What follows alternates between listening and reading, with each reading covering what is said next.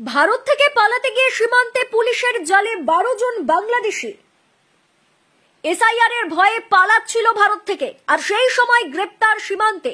SIR এর ভয়ে ভারতের বিভিন্ন প্রান্তে কর্মসূত্রে থাকা বাংলাদেশিরা উত্তর 24 পরগনার স্বরূপনগর সীমান্ত দিয়ে অবৈধভাবে বাংলাদেশে পালিয়ে যাওয়ার সময় ধরা পড়ল পুলিশের হাতে।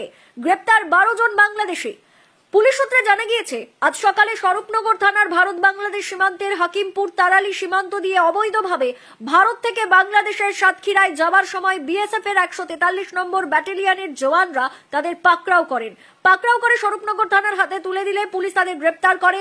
ধৃত 12 জনের মধ্যে 5 জন পুরুষ, 4 জন মহিলা ও 3 জন শিশু।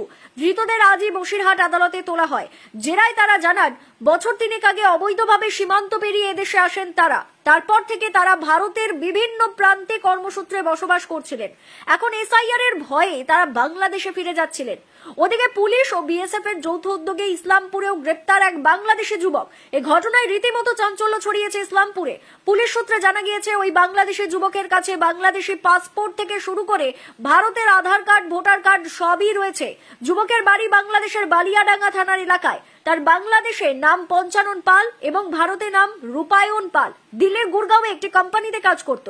আজ তাকে গ্রেপ্তার করা হয় পণ্ডিত পোতা 2 গ্রাম পঞ্চায়েতের রাজাভিটা এলাকার এক আত্মীয়র বাড়ি থেকে। ধৃতের কাছে বাংলাদেশি পাসপোর্টের পাশাপাশি ভারতীয় পাসপোর্টও রয়েছে।